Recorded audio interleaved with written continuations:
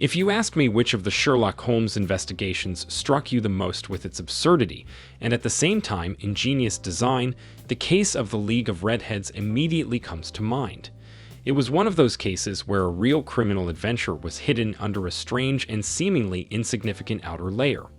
Today, having sat down at my blog, which I run to share our adventures, I decided to refresh my memory of those events, amazing even for such a complex city as modern London. Sherlock Holmes is a man with a unique mindset who, even in the age of high technology, relied not on gadgets and digital tools, but on his unsurpassed ability to observe and analyze. Against this background, I, Dr. John Watson, his friend and companion, chronicled all our investigations. But at the same time, I couldn't help but succumb to modern trends and started my own blog. To my surprise, it has gained a certain popularity among fans of mysteries and riddles. However, today's story is special, and remembering it, I understand that this story remains to this day one of the most curious. The case began on that autumn day, when heavy leaden clouds enveloped London, foreshadowing rain. Holmes and I were sitting in his apartment at 221B Baker Street. I was writing another blog post about our latest case, and Holmes, who could never stay out of work even in a brief moment of silence, was scrolling through old archives of cases that might still contain unsaid secrets. "Holmes, have you ever thought that another century would be better suited for our affairs?" I asked, looking up from the keyboard. "Oh, Watson, in every century criminals are smart and resourceful," he replied without looking up from his laptop. "It's just that the methods change, but the essence remains the same. Don't you get caught up in modern scams and schemes, which are often more cunning and sophisticated than the thefts of the last century." At that moment, Mrs. Hudson, our hostess, knocked on the door, to whom we owe all the comfort in our house. With a good-natured smile, she announced, "Mr. Holmes, you have a visitor. Very agitated, judging by his appearance." Holmes sighed as he closed the laptop lid. "Very well, Mrs. Hudson, let him through." A middle-aged man with bright red hair and an anxious expression entered the room. He was carrying a heavy briefcase and looked like he was about to apologize for disturbing our peace. "Have a seat," Holmes said, pointing to a chair next to the fireplace, "and tell me what brought you here." "Thank you, Mr. Holmes," he began, nervously settling into an armchair and wiping his forehead with a handkerchief. "I'm James Wilson. I have a small chain of electronics stores on the outskirts of London. It's nothing special. I'm a modest person. I run my own business. But a couple of months ago, something strange happened to me, and I do not know how to explain it. I thought it would be best to contact you." Holmes made a sign with his hand, indicating that he was interested. I also put my case aside, ready to listen. "You see, Mr. Holmes, I've always had money problems. It's not that my business is not profitable, but as soon as I relax a little, something new appears, and financial difficulties begin again. A few months ago, my young assistant Vincent Spaulding, whom I hired a year ago, showed me an ad on one of the internet forums.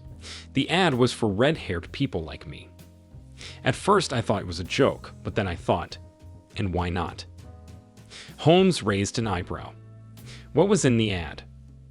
"It was called the League of Redheads. As it turned out, this was a kind of charitable organization that paid very decent money to red-haired people for a simple job, to rewrite texts. There is one condition. The candidate had to have natural red hair. And since I'm naturally red-haired, I got interested. The job was to sit in the office for 4 hours every day and rewrite old texts, and I was paid good money for that. Too good, to be honest." "Rewrite the texts?" Holmes asked, his tone full of hidden irony. "And you decided that this was a real job?" I didn't believe it right away, but the salary was so attractive that I decided to try it. I went to the specified address, met a certain Mr. Duncan Ross there, who conducted a brief interview with me. He confirmed that I was suitable and assigned me a job, to come to the office every day and rewrite old documents. The office was in an old building on Fleet Street. I sat down at my computer and started copying the texts that were sent to me. The job was effortless, but the pay was good, and I started to get used to it. "How long did you work there?" Holmes asked. "About 2 months," Wilson replied. And all this time it seemed to me that everything was going as it should, but one day when I came to work, the office door was locked. There was a note on the door: "The League of Redheads is closed." No explanation, nothing. It happened suddenly. I tried to contact Mr. Ross, but his phone is disconnected, and I haven't seen him since. Holmes was sitting in his chair, rubbing his chin thoughtfully. "Interesting," he muttered. "What about your assistant, Spaulding? Did he react to all this in any way?" "He was just happy for me," Wilson replied. "He said that this is a great opportunity, that you should not miss the chance. And you know, he was right. The money was good, but the job couldn't be easier. But now I'm left with nothing, and it all seems very strange to me." Holmes was silent for a moment, staring into space, and then abruptly stood up. "It's a very interesting story, Mr. Wilson, but I suppose there's more to it than just a job for Redheads. Tell me, when you worked in this office, did anyone visit your store?" "Oh, my assistant was in charge of the store. Spaulding took over the business entirely while I was working at the League of Redheads." James Wilson was clearly not one to panic or worry easily, but as he told his story, he couldn't hide his anxiety. Holmes listened attentively, never interrupting him, and I was more and more amazed at the strangeness of what he was saying. As I said before, Mr. Holmes, it was an announcement that changed my life. It all started when my assistant, Vincent Spaulding, once showed me a link to an unusual ad on the internet. We were just sitting in my store. He was helping me organize sales reports. Spaulding is a guy who is always looking for something on the internet. He has a restless mind. He is constantly reading something, learning new things, and one day he said to me, "Mr. Wilson, look at this ad. It's like it's just for you." I didn't even think about it at first, Wilson continued, but I looked at his laptop screen anyway. There was the following: "The League of Redheads offers a great opportunity for red-haired men. The salary is high, the job is easy. Requirements: natural red hair. All additional information is provided during the interview." Spaulding added with a grin, "This is your chance, Mr. Wilson. When else will you be able to get such a job just for the color of your hair?" I was not inclined to such adventures, Mr. Holmes, but something in his words hooked me. To be honest, it was about the money. As I said, although my business was afloat, we always lived on the edge of profitability. And so, imagine, they promised me good money just to sit and rewrite texts. It even seemed to me that this might be some easy way to improve my financial situation. "Where was the interview scheduled?" Holmes asked suddenly, interrupting Wilson's story. He raised an eyebrow and leaned forward slightly, demonstrating that his interest in the case was increasing. "In an old office building on Fleet Street," Wilson replied. "I thought back then that the area was too prestigious for such a strange job, but it only strengthened my confidence. If people can afford to rent an office on Fleet Street, then it's really serious." "And how did the interview go?" Holmes continued. "I arrived there on the appointed day and hour," Wilson continued. "The office was on the second floor of the building. A modest but clean room. I expected to see crowds of candidates there, but to my surprise, I was the only one. I was met on the spot by Mr. Duncan Ross, a tall man in a business suit, with reddish hair and polite manners. He immediately made it clear that this was a serious organization. He explained the working conditions in detail. I had to come to the office every day from 10 to 2 and manually copy old documents on the computer, not electronic, but scanned pages. "And what kind of documents were they?" Holmes asked. "Oh, the documents were different," Wilson replied with a slight shrug. "Old letters, contracts, legal acts. Mr. Ross said it was part of a large archive of rare papers that needed to be saved electronically. Since the documents were too old and important, automatic scanning was not suitable. It required a human eye and attentiveness. I had to carefully rewrite each character, checking for errors. It was a tedious job, but nothing complicated. The most amazing thing is the payment. They offered me £400 a week." £400 a week. I asked in disbelief, putting down my notebook for rewriting texts. "Yes, Dr. Watson," Wilson confirmed, and it struck me. I agreed immediately. After all, the job seemed easy, and the money was clearly worth it. Holmes nodded slowly, clearly considering what he had heard. So, you accepted the offer and started working. What happened next? Everything went smoothly for the first few weeks. I came every day, sat down at my computer, and copied these old documents. The work was monotonous, but the pay was good, and every Friday I received my check. The office where I was sitting was empty, except for me and Mr. Ross. There was no one there. Sometimes he would come in to check on me, but more often than not I would sit alone in complete silence. However, one day when I came to work, the office was closed. There was a note on the door: "The League of Redheads is closed. Sorry for the inconvenience." I thought it was some kind of joke or a temporary delay, but after waiting for Monday, I found the door locked again. All the contacts I had were not responding.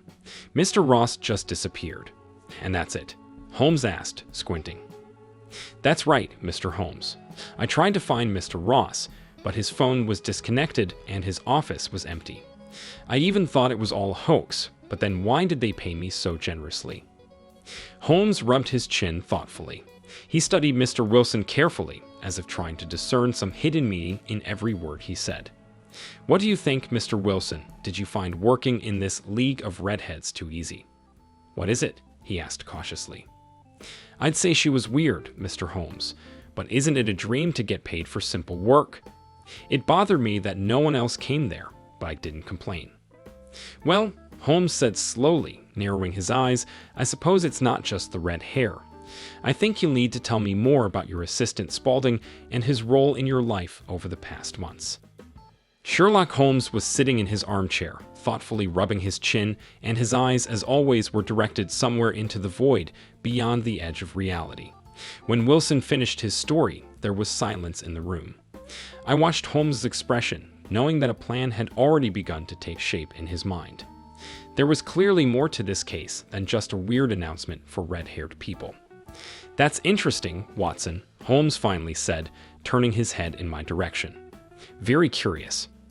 What is the strangeness? I asked, although I myself felt that this story was not as simple as it seemed at first glance.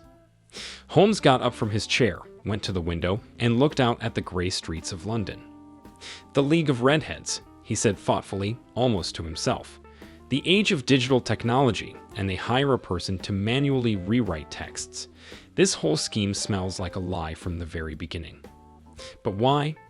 I intervened. Is that impossible? Maybe they really had old documents that couldn't be digitized. Watson. Holmes interrupted, turning to me with a sly smile.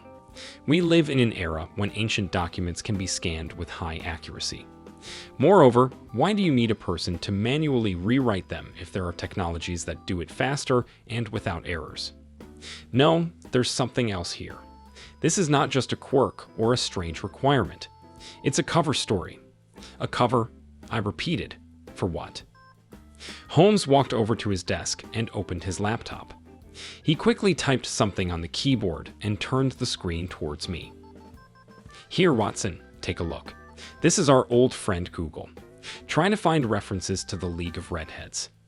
Let's see if such an organization even exists. I entered the query, and after a few minutes of searching, I shook my head. No sign of him, Holmes. There is not a single record about them in open sources, on forums, or in the official registers of charitable organizations. Nothing. Exactly, said Holmes, nodding as if confirming his own guesses. It's too clean to be true. Now, let's think about it. Mr. Wilson's office was closed, but he was being paid good money. So these people had money, and they weren't afraid to spend it. But why? Rewriting texts is too petty a task to maintain an office on Fleet Street and pay so generously for it. No, Watson, this job was just a distraction. A distraction? I asked. But distracting from what? The answer lies in what happened in Wilson's store during this time. Holmes looked at our client, who was still sitting in an armchair, looking at us in confusion. Mr. Wilson, how long did your store remain under the management of your assistant while you worked in this office? Wilson thought about it, remembering. All these 2 months, he replied. Vincent Spaulding was in full charge of the store. He said that it would not be difficult for him, since there were few customers at that time. I trusted him completely. He was doing a good job. Holmes smiled slightly, as if he had stumbled upon the very thread that led to the solution. Have you noticed anything unusual during this time? Maybe there are strange customers, unusual orders, or changes in the turnover of your store. Wilson frowned, thinking about something. To be honest, I don't remember anything special. Although yes, during this time the store did bring in less revenue than usual, but I thought this was due to the general downturn in the economy. I see, said Holmes, returning to the window. So your assistant was alone in the store for 2 months, and you didn't check his work? No, Mr. Holmes. I trusted him completely. Excellent. Holmes said, crossing his arms over his chest. Now let's think about one more detail. What was the purpose of this whole adventure? Why was it necessary to distract you from your store for 2 months? Pay money for it? This is clearly not a simple stupidity or an unsuccessful prank. There's some kind of criminal scheme involved, and your store was a key part of that plan. But how can my store be connected with this? Wilson asked, genuinely not understanding. Holmes turned abruptly to him, his eyes burning with excitement. That's what I'm going to find out. The first suspicion falls on your assistant, Vincent Spaulding. He had complete freedom of action while you were doing useless work. Perhaps he used your store for something completely different than selling electronics. Spaulding, Wilson looked shocked, but he was always an honest, dedicated employee. How could he be involved in something criminal? That's exactly what we don't know yet, Mr. Wilson, Holmes replied. But we have a trail. We need to find out what was going on in your store during this time and what exactly was hidden behind the League of Redheads sign. Holmes took his coat and put on his hat. Watson, we're going to Mr. Wilson's store. We need to examine everything carefully. Perhaps there are traces there that will point us to the true purpose of this scheme. And you, Mr. Wilson, said Holmes, turning to our client, try to remember everything, even the smallest details. Any little thing can be important. We went outside, where the clouds seemed to hang right over our heads. I saw Holmes striding along the sidewalk with characteristic energy, his mind completely immersed in the upcoming analysis. I knew that he had managed to get hold of something important, and soon we might solve the mystery of the League of Redheads. When we arrived at the building on Fleet Street, where the Redheads League office was located, the sky over London was gloomy and gray, as if foreshadowing that something ominous was ahead. Holmes, as always, moved quickly and with concentration, his mind clearly immersed in the analysis of the situation. I followed him, feeling a little tense at the thought that there might be something dangerous behind this strange case. Watson, this place is too clean for an ordinary rental, Holmes said as soon as we entered the building and examined the hall. All traces are neatly cleaned, no obvious information, everything is surprisingly sterile. We went up to the second floor, where the office of the League of Redheads used to be. Holmes stopped in front of the closed door and examined the lock. The office, as you can see, is completely closed, he continued, squatting down and examining the keyhole. No signs of forced entry or explosion. The usual tenants probably left immediately after completing their task. Are you sure there was a criminal scheme here? I asked, trying to look around the room through the dusty window. Maybe it's just a failed business. Holmes shook his head and straightened up. Watson, you still underestimate the cunning of people. Everything is too well planned here. And don't forget, our key player is Spaulding, Mr. Wilson's assistant. This man was clearly involved in something more than just running the store. I want to know who rented this place and how long they've been here. We went to the building manager, an elderly man with a sullen face. Holmes exchanged a couple of routine phrases with him, and then quickly got down to business. We are interested in the office on the second floor, where until recently an organization called the League of Redheads was located. Can you provide information about who rented this space and on what terms? The old man was obviously surprised to hear the name of this mysterious organization, but shrugging his shoulders, invited us into his office. Oh, yes, this room was only rented for a few months, he said, fishing out old papers from his archive. If I'm not mistaken, the contract was for 3 months, and they left the building just a couple of days ago. Here you are, the manager handed us the documents. The tenant was a man named Ross Duncan, if that means anything to you. They paid the rent in cash and for the whole time in advance. They said that this was a temporary project related to the processing of old documents. Holmes took the papers and studied them, then turned to me. It all fits together, Watson. It was a temporary shelter for larger plans. They rented an office to distract Mr. Wilson's attention and convince him of the reality of the job. Once they reached their goal, they no longer needed this place. But the main question remains, what were they doing in his store while he was busy here? What do you think it could be? I asked, trying to make sense of everything I had heard. That's what we have to find out, Holmes replied, handing the papers back to the manager. But I have my suspicions. This Spaulding is the key to the solution. He had complete freedom of action in the store for 2 months, and this cannot be a coincidence. His actions could have had much more serious consequences than we think. We left the building and headed for Mr. Wilson's store, where I suspected Holmes hoped to find additional evidence. On the way, he shared his guesses with me. Watson, think about it. Why put on this whole show with the League of Redheads, if not to distract Wilson from something important? Their goal was not to have red-haired people and not to rewrite documents, but to eliminate the owner of the store for a certain time. Do you think that the criminals used the store for some illegal activities? I asked, beginning to understand Holmes's logic. Probably, he nodded. Spaulding could be up to anything. An electronics store is the perfect cover. There is a place for hidden activities, a basement, back rooms, internet access, and appliances. The question is, what exactly were they planning? And that's where the fun begins, Watson.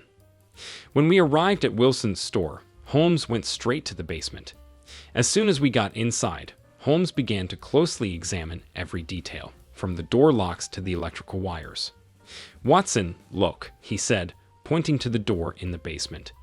The lock was recently replaced. This indicates that access to the basement was controlled by someone other than Wilson. I wonder what was stored there. We carefully went down to the basement. The space was cramped and dark, but Holmes examined it with unflagging attention. Soon he came across footprints that immediately attracted his attention. There were traces of fresh boxes on the floor, as well as thin scratches, as if some heavy objects had recently been moved here. There was obviously something stored here, Holmes said quietly, bending down to examine the footprints. Probably contraband or something even more valuable. But how could they use the basement? I asked. After all, the store is located in a residential area. Wouldn't that have attracted attention? Holmes smiled slightly, as if anticipating a solution. That's right, Watson. Using a store in a residential area and distracting the owner's attention made this plan so tricky. No one would pay attention to a quiet electronics store, and the basement is ideal for storing illegal goods or equipment. Holmes stood up, straightened up, and looked around the room once more. I want to check what's under the store, he said decisively. It is quite possible that there is a tunnel or a hidden passage here. Such things are not uncommon in London, especially in the old districts. We went upstairs and returned to the main room of the store, where Holmes continued his inspection. He studied the walls and floor carefully, tapping on them from time to time to determine if there was anything unusual hiding behind them. Watson, he said suddenly, his eyes sparkling with sudden realization. I'm sure there's something behind these walls or under the floor. We will need to organize a further examination and prepare everything for the possible disclosure of a more serious crime. What do you suggest? I asked, feeling the tension rise. We'll check the store in the next few days, especially if we can get more information about Spaulding and his possible accomplices. But one thing is for sure, the criminal's plan was much more ingenious than we initially assumed. Holmes looked at me and smiled slightly. But as you know, Watson, I always like difficult tasks. After several days of intense anticipation, Holmes came to the solution. I saw his mind working non-stop, analyzing every detail, every trace he found in the basement of Mr. Wilson's store. This case had become something more than just another case for him, and I knew that the answer was somewhere on the surface, just a lucky guess away. Finally, one night brought the very spark that lit up the mind of Sherlock Holmes. We were sitting in the living room on Baker Street. Holmes was turning over a small map of London in his hands, marking with a pencil the various streets and buildings near Mr. Wilson's store. "Watson," he said suddenly, without taking his eyes off the map, "a bank robbery." The whole thing revolved around preparing for a bank robbery. "Bank robbery?" I asked, surprised by such an abrupt change of subject. "What does this have to do with the League of Redheads?" Holmes straightened up abruptly and turned to me. "It's all about the location. Look at the map, Watson. Wilson's store and the bank are literally across the street from each other. The basement of the store is ideal for digging a tunnel to the bank's vault. They used the store as a cover, and the League of Redheads was just a distraction so that Mr. Wilson wouldn't suspect what was going on under his nose." I stared at the map, suddenly realizing how logical everything was. Holmes continued. "Do you remember how I said that the basement was perfectly clean and the lock was recently replaced?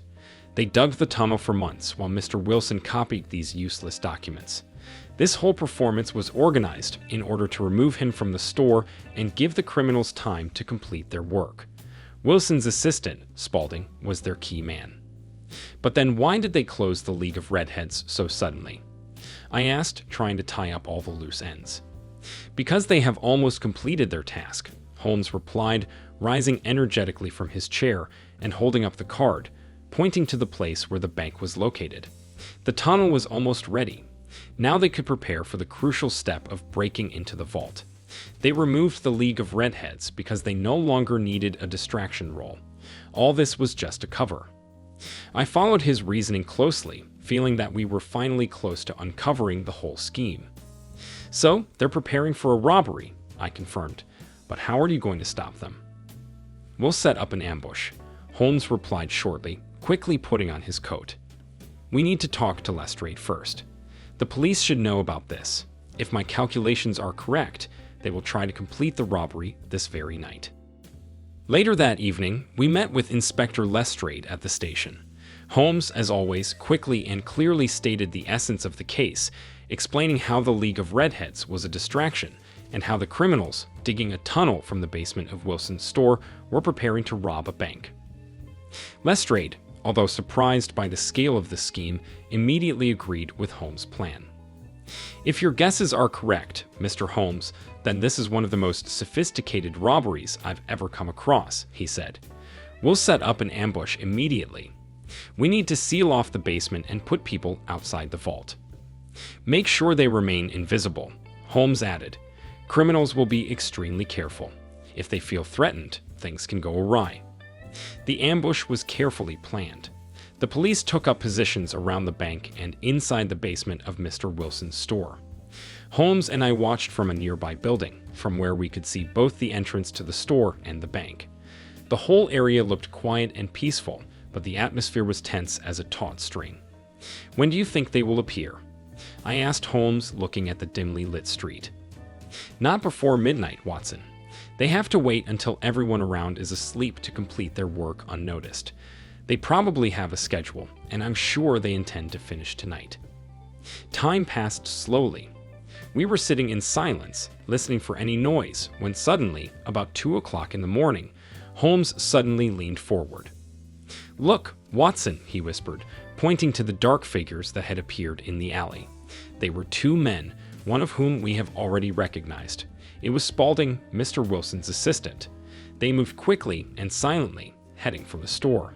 A few minutes later, they disappeared through the basement door. "They're there," Holmes said. "It's about to start. The police are waiting in the basement. As soon as they try to get into the tunnel, we'll take them." Time passed. There was complete silence inside the basement. The police were standing in ambush, ready to catch the criminals in the act. Suddenly, we heard a muffled thud. It was the sound of criminals punching through the last meters of the tunnel to get to the bank's vault. "That's it, Watson," Holmes said, clenching his fists in anticipation. At that moment, a loud scream rang out in the basement, followed by the sound of a struggle. Holmes and I ran out of our hiding place and hurried to the store.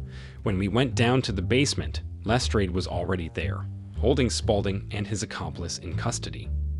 "You were right, Holmes," Lestrade said with a slight smile. "They were digging a tunnel right under the bank, and they were already a couple of meters away from the vault. If it wasn't for you, they would have managed to commit a robbery. Holmes bowed slightly, as always, showing no emotion, but I could see satisfaction in his eyes. We examined the tunnel that the criminals had been digging for months. It was carefully planned. They dug it straight from the basement of Wilson's store to the walls of the bank's vault. The whole plan was brilliantly laid out, Holmes said, examining the tunnel. If it hadn't been for Mr. Wilson's intervention, they could have walked away with millions. But there was one weakness in their plan. They underestimated the power of observation. And this league, like any other, fell apart when reason came on the scene. We left the basement, leaving Lestrade and the police to complete the case. Holmes, as always, remained aloof from the laurels, but I could see that he was pleased. Another cunning crime had been solved thanks to his genius. "Nice work, Holmes," I said as we walked back to Baker Street. "You were on top again." "Work, Watson," Holmes replied shortly. "Just a job." It was already dawn when we returned to Baker Street. London began to come alive, but I still felt the weight of the night's events. The ambush was successful. The criminals were arrested, but thoughts of the genius of this criminal plan were spinning in my head. Holmes seemed to be in his usual calm, as if this was just another day in his life. As soon as we settled into the armchairs in the living room, I turned to him. "Holmes, how did you figure it out?" I asked, wanting to hear the full analysis, which has long been a source of admiration for me. Holmes, habitually folding his arms on his chest and looking away, began to talk calmly and methodically. "It all started when Mr. Wilson approached me with this weird story about the League of Redheads," he began, nodding toward the door as if Mr. Wilson were still standing outside. "At first glance, it looked like something completely ridiculous. It seemed that the whole scheme was dictated by a stupid whim, to offer a job exclusively to a red-haired man for rewriting some old texts.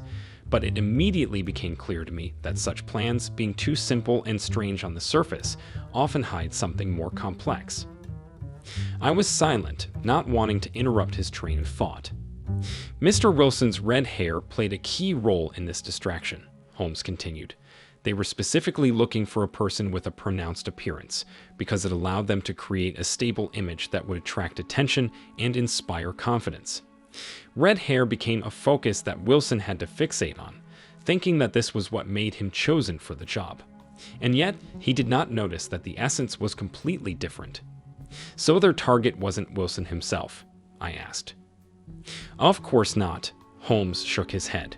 "Wilson was just a tool. They used him as a screen to gain access to his store. While Wilson was copying texts in the League of Redheads, his assistant, Spaulding, and other gang members were tunneling under the store, heading for the bank across the street. The League of Redheads was an ingeniously planned distraction to get Wilson out of his workplace for quite some time." He paused as if considering his next thought. "When I heard that Wilson's job was only to rewrite texts in a remote office, I immediately realized that this was too suspicious. In addition, the office was closed suddenly when the tunnel was almost ready. The criminals have completed their training, and they no longer need the League of Redheads. The only reason this league existed at all was to keep Wilson from suspecting anything. All this time, the key role was played by his assistant, Spaulding, who had full access to the store and the basement. He was the main figure in this crime." I listened to Holmes, marveling at his attentiveness and ability to see a connection where others noticed only accidents. "But how did you know they were digging a tunnel?" I asked, trying to capture the moment when Holmes revealed this aspect. "The basement of the store," he replied, his voice remaining even and calm, like a teacher explaining an important lesson to students. "When we visited the store and I noticed the recently changed lock, this was the first signal. Then, after examining the basement itself, I noticed traces of heavy objects being moved, as if they used this place to store equipment or boxes. I also noticed that the floor was not as hard as it should be, especially in one place. These were obvious signs that the basement had been used for more serious purposes." I nodded, remembering our observations. "But, Holmes," I said, still perplexed, "how did they expect to finish their job without attracting attention?" Holmes smiled slightly. "That's where their cunning comes in. They expected to complete the tunnel just the night before the robbery. Their plan was designed so that no one would suspect the electronics store, while everyone thought that the owner was busy with red work. But they underestimated that even the most carefully planned deception can be solved if you carefully consider the details. At that moment, there was a knock on the door, and Mr. Wilson appeared on the threshold. His face expressed a mixture of relief and gratitude. He immediately rushed to Holmes. "Mr. Holmes," he began excitedly, "I don't even know how to thank you. You saved not only my business, but probably my life as well. Who knows what would have happened if they had completed their plan?"